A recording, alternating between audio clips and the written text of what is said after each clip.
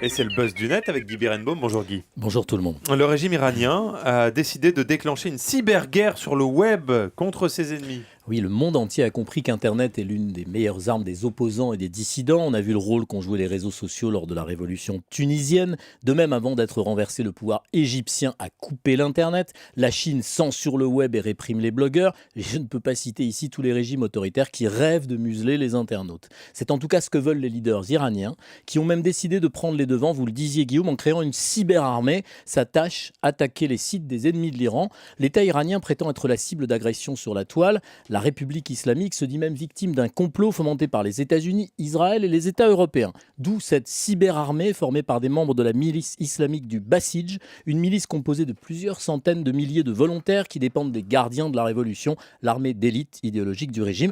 Alors, comme l'Iran avait déjà annoncé fin janvier le lancement d'une unité de police de lutte contre la cybercriminalité, ça n'est que la confirmation de la volonté du pouvoir de combattre les sites et les réseaux sociaux utilisés par les dissidents. Il faut savoir que le régime bloque la plupart des sites internet d'information basés à l'étranger, ceux de l'opposition et même ceux des médias occidentaux. Alors quel genre d'attaque vont-ils mener sur le web? On n'a pas le détail, Guillaume, ni celui des sites visés, mais ce n'est pas la peine de chercher très loin pour connaître les cibles du régime iranien. Il y a les sites en persan de Voice of America, la Voix de l'Amérique, le service de diffusion internationale par radio et télévision du gouvernement américain. Mais le régime iranien a aussi placé le réseau social Twitter dans son viseur. On se souvient qu'en juin 2009, après la réélection très constituée de Mahmoud Ahmadinejad à la présidence, les manifestations avaient été réprimées dans la terreur et dans le sang. C'est via Twitter et Facebook que les opposants avaient communiqué entre eux, informé le monde de leurs protestations. Eh bien, la nouvelle offensive iranienne montre à quel point Ahmadinejad, comme tous les autres dictateurs, craint le web. Il a raison d'avoir peur.